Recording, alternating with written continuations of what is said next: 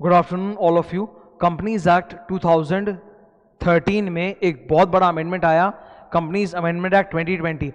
ये बिल चल रहा था 2019 का, फाइनली अभी एक्ट बन चुका है, कंपनीज अमेंडमेंट एक्ट 2020। मैं अभी ये फुल आप लोगों के साथ डिस्कस करने जा रहा हूँ। इसके अंदर 66 सेक्शंस हैं, 66 सेक्शंस, पर बहुत इजी है, बहुत फास्ट डिस्कशन होगा, इसीलिए देखो टाइटल क्या लिखा है, क्विक एनालिसिस, और नोट्स में दे दूंगा तुम लोग को अभी, ठीक है ना। आओ स्टार्ट करते हैं। ये रहा अपना original notification, look at this carefully. 35 pages का है, कितना 35 पेजेस का। There are total how many sections, 66 sections. मैंने इसमें डिस्कशन में अपना पूरा एनालिसिस बगल में लिख दिया है। स्टार्ट करने के पहले आपको हल्का सा आइडिया दे देता हूं। इस अमेंडमेंट का पर्पस आजादी देना है, मतलब लिबर्टी देना है। It's a good amendment. सबसे मेजर दो काम हुआ है इस अमेंडमेंट के द्वारा, ठीक है, दो काम। नंबर 1, पेनल्टीज रिड्यूस कर दी गई हैं, रिडक्शन ऑफ पेनल्टीज। कंपनी और उसके ऑफिसर्स के ऊपर जो पेनल्टीज लगती है ना, उसको एकदम ड्रास्टिकली रिड्यूस किया गया है in lot of sections of company law. और दूसरा, एक नया चैप्टर प्रोड्यूसर कंपनी डाला है। प्रोड्यूसर कंपनी पुराने लॉ में था, फिर नया लॉ जो आया था 2013 में, उसमें प्रोड्यूसर कंपनी हटा दिया गया था, बोला पुराना वाला ही चलता रहेगा, तो अब उन्होंने बदल दिया, नया चैप्टर प्रोड्यूसर कंपनी बनाया जा चुका है, ठीक है। तो these are the two major amendments in company law. तो अभी तुम देखो, मैं लाइन बाय लाइन तुमको दिखाते जाऊंगा, it will be quick, boring नहीं होगा, चिंता नहीं है। 28 सितंबर 2020 को आया। अब सबसे पहले तो स्टूडेंट का डाउट आता है, सर ये मेरे को पढ़ना है क्या? सर आपको नहीं पढ़ना है। क्यों नहीं पढ़ना है? क्योंकि सर इसमें most of the section, most क्या मतलब, अभी एक छोटा सा नोटिफाई हुआ, वो भी गलत हुआ है। बाकी ये सारे सेक्शंस जो आप देख रहे हो अमेंडमेंट के, ये नोटिफाई हुए ही नहीं है, मतलब देश पर लागू नहीं हुआ है। तो जब तक नोटिफाई नहीं होगा, देश पे लागू नहीं होगा, तब तक ये सिलेबस में भी नहीं है, एग्जाम के लिए भी नहीं है। मैं आपको इतना तो आश्वासन दे सकता हूं, जहां तक है नवंबर 20 का तो चांस ही नहीं उनको पढ़ना है। May 21 के जो स्टूडेंट्स हैं उनको भी शायद ही पढ़ना पड़े। It will become applicable from November 21, उसके बाद से एप्लीकेबल होना चालू होगा ये, ठीक है।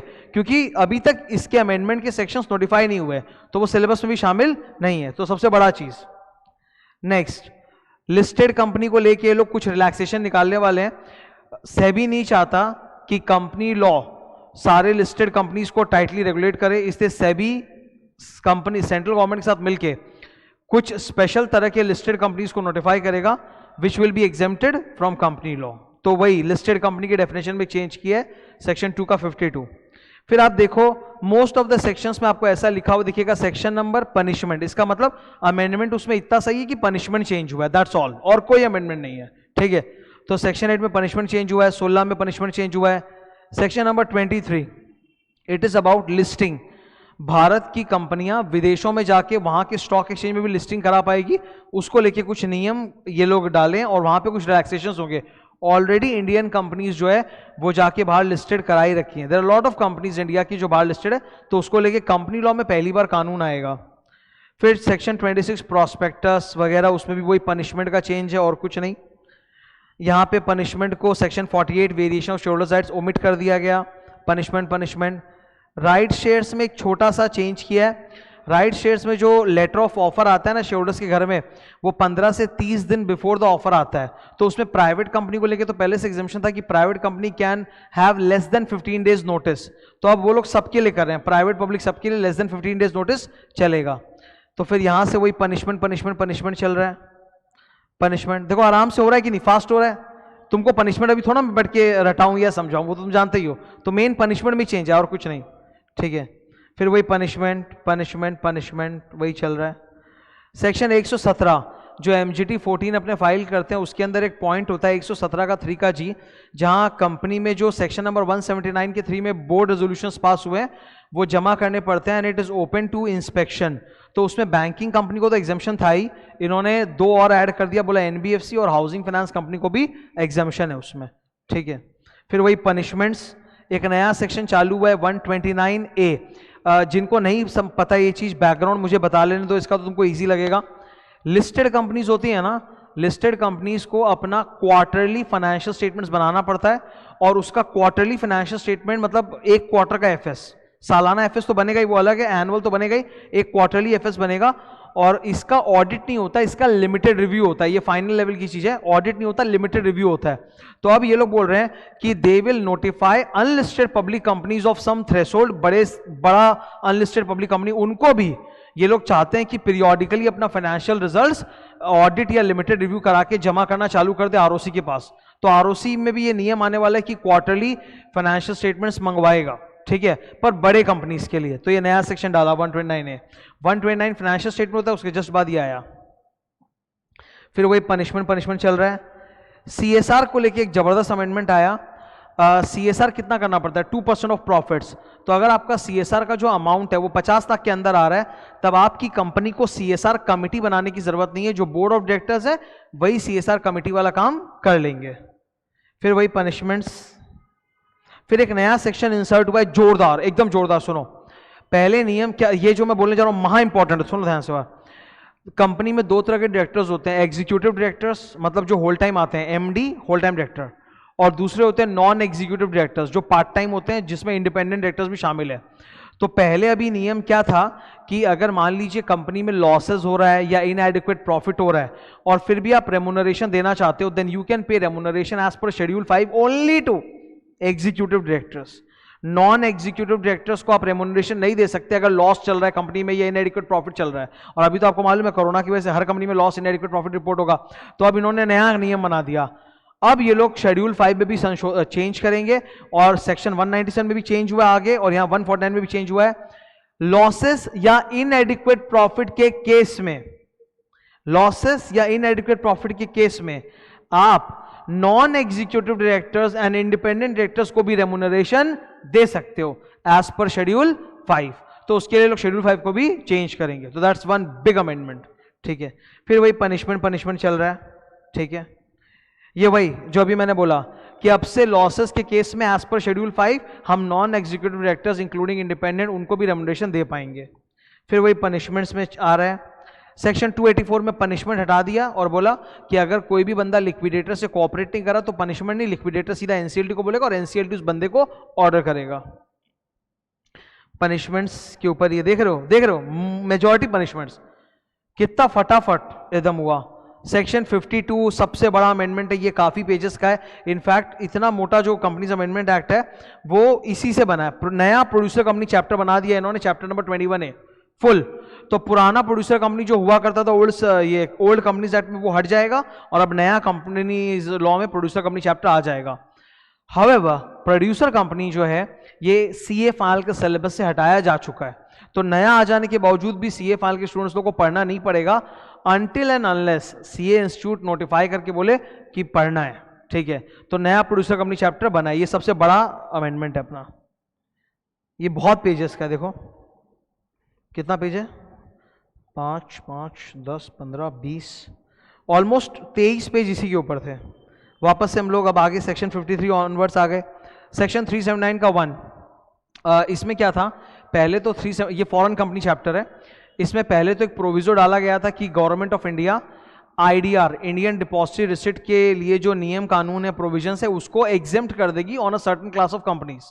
अब वो प्रोविजो उड़ा दिया, मतलब अब एग्जेम्पशन नहीं करेगी।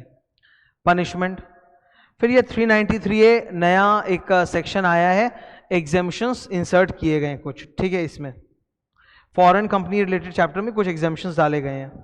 मतलब बेसिकली क्या है, उन्होंने 379 से बोला कि सेंट्रल गवर्नमेंट जो नोटिफाई करेगी एग्जेम्पशंस वो हटा दिया वहां से, और एक अलग से सेक्शन डाल दिया 393A और बोला कि फॉरेन कंपनीज को कभी भी कोई एग्जेम्पशन देना है तो भारत सरकार इस सेक्शन के अंदर 393A के अंदर नोटिफिकेशन निकालेगी। 403 में छोटा सा अमेंडमेंट हुआ, इसके प्रोवाइजो में बोला था कि जो लेट पेमेंट करेगा उसको हाई एडिशनल फीस देना है, up to 2 times additional fees. तो वो 2 टाइम्स एडिशनल फीस को इन्होंने हटा दिया। 405 में पनिशमेंट चेंज किया है। 410 NCLAT national company law appellate tribunal का कॉन्स्टिट्यूशन चेंज हो गया। पहले बोला था कि नेकलैट के अंदर मैक्सिमम मेंबर्स 11 रहेंगे, वो हटा दिया, और एक अमेंडमेंट रेक्टिफिकेशन करना था कॉम्पिटिशन एक्ट का, वो भी कर दिया। ये नेकलैट के ऊपर है, ये सुन लो क्या है, ये एक नया सेक्शन डाला गया, एनसीएलटी और NCLAT, national company law tribunal, NCLT and NCLAT, national company law appellate tribunal. NCLT की पूरे भारत में 15 लोकेशंस पर कोर्ट बना हुआ है, 15 locations. We call them 15 benches of NCLT, 15 benches of NCLT. Benches of NCLT के ऊपर सेक्शन है 419, ठीक है। अब क्या हुआ, नेक्लैट का जो एनसीएलटी के ऊपर होता है, नेक्लैट एपलेट ट्राइब्यूनल, उसका सिर्फ एक ही बेंच है इंडिया में, न्यू दिल्ली में एक ही बेंच है बस। तो अब गवर्नमेंट प्लान करी कि नेक्लैट के भी बहुत सारे बेंचेस आएंगे। ये एनसीएलटी और नेक्लैट का काम बढ़ा है just because of insolvency code. Insolvency code में अभी आजकल कोई भी पेमेंट नहीं करता ना बैंक को, बैंक वाले दौड़ के जाते हैं आईबीसी कोड में केस फाइल करते हैं, और वो केसेस एनसीएलटी में फाइल होते हैं और नेक्लैट में ऊपर जाता है अपील के लिए। तो नेक्लैट के नए नए बेंचेस ऐड किए गए हैं, करे जाएंगे इन फ्यूचर, तो उसी को लेके आया। 419 के जस्ट पहले 418 है benches of NCLAT. 435 special court, special court के जुरिस्डिक्शन में से एक सेक्शन हटा दिया गया, 452। 452 क्या होता है कि कंपनी का, उसमें भी अमेंडमेंट है, कंपनी का कोई ऑफिसर या एम्प्लॉय अगर कंपनी ने जैसे घर अलॉट किया था उसको और रिटायरमेंट के बाद भी वो खाली नहीं कर रहा है, कब्जा करके बैठ गया, तो उसके ऊपर पनिशमेंट होता है। तो वो वाला जो सेक्शन 452 है वो स्पेशल कोर्ट के दायरे से हटा दिया, बोला उसको एनसीएलटी संभालेगा, स्पेशल कोर्ट नहीं संभालेगा। गुड। 441 में पनिशमेंट चेंज है। 446B ये सेक्शन आया था 2017 के अमेंडमेंट से, और इसमें क्या हुआ था, ओपीसी एंड स्मॉल कंपनीज के लिए इन्होंने पनिशमेंट को आधा कर दिया था, ठीक है। अब इसमें फर्दर अमेंडमेंट किया, बोला कि ओपीसी स्मॉल कंपनी तो भाई, और दो नई कंपनियां घुसाई इसमें, प्रोड्यूसर कंपनी, स्टार्टअप कंपनी। तो OPC, small company, producer company, startup company, इन चारों में पनिशमेंट्स को कम कर दिया गया। अच्छा, पहले बोला था कि पनिशमेंट आधा कर दिया, अब आधा से भी कम, बोला आधा तो है ही, और उसका भी मैक्सिमम लिमिट है 2 लाख। तो लेस पेनल्टी को और लेस कर दिया, और इस 2 कंपनी के बदले अब 4 कंपनियों को ये एग्जेम्पशन मिलेगा, पनिशमेंट का रिडक्शन मिलेगा। 450 में वही पनिशमेंट चेंज है। 452, अगर वही मैं बता रहा था ना कि कंपनी ने घर वगैरह दिया किसी एम्प्लॉय को, रिटायरमेंट के बाद भी वो घर कब्जा करके बैठ गया है तो उसको जेल होगी। तो इन्होंने बोला अगर वो घर इसलिए कब्जा करके बैठा क्योंकि कंपनी उसका बचा हुआ पैसा, पेंशन फंड, प्रोविडेंट फंड ये सब नहीं दे रही है, तब फिर उसको जेल नहीं होगी, एम्प्लॉय को जेल नहीं मिलेगी, जेल की सजा नहीं सुनाई जाएगी। 454 ये होता है एडजुडिकेशन ऑफ पेनल्टी, मतलब आप जब भी कोई कांड करते हो तो आरओसी लेवल का या उससे ऊपर का कोई ऑफिसर को बनाया जाता है एडजुडिकेशन ऑफिसर, वो आपको नोटिस इशू करके बुला के सजा सुनाता है। तो ये लोग बोला कि अगर आपने एनुअल रिटर्न जमा नहीं किया था या फाइनेंशियल स्टेटमेंट जमा नहीं किया था और उस वजह से आपको नोटिस आया है, तब अगर आप 30 दिन के अंदर जमा कर देते हो तो आपका कोई एडजुडिकेशन नहीं होगा, आपको बख्श दिया जाएगा, वहीं से मामला खत्म हो जाएगा। फिर ये लास्ट सेक्शन नंबर 66 का पनिशमेंट आ रहा है 465 कि नया प्रोड्यूसर कंपनी चैप्टर बन चुका है, एनैक्ट हो चुका है, तो पुराना कंपनीज लॉ का जो प्रोड्यूसर कंपनी है वो रिपील हो चुका है, ठीक है। सो दैट एंड्स, अभी आप देखो ये कितने मिनट का वीडियो बना, 13 मिनट हुए मुझे बोलते हुए, टोटल आप देख लो खत्म है। तो ये कंपनीज अमेंडमेंट एक्ट का एक क्विक एनालिसिस था, तुमको पूरा पता भी चल गया। मेन क्या चेंज हुए सर, पेनल्टीज ड्रास्टिकली कम हुए और एक नया प्रोड्यूसर कंपनी चैप्टर डाला गया, और कुछ नहीं। क्या हमें अभी ये पढ़ना है बॉस? अभी ये बिल्कुल भी नहीं पढ़ना है, ठीक है। अभी ये देश पे लागू नहीं हुआ है तो मतलब क्या बोलते हैं, एग्जाम में तो बात की बात है, ठीक है। सबसे बड़ी बात तो तब होगी जब ये देश पे लागू हो जाए, it will be a great news, क्योंकि पेनल्टीज बहुत जोर से कम हो चुकी हैं और होना भी चाहिए, ठीक है। तो इट वॉज क्लियर, खत्म करते हैं इसको, ये नोट्स का लिंक नीचे डाल दूंगा, आप देख सकते हो। Thank you.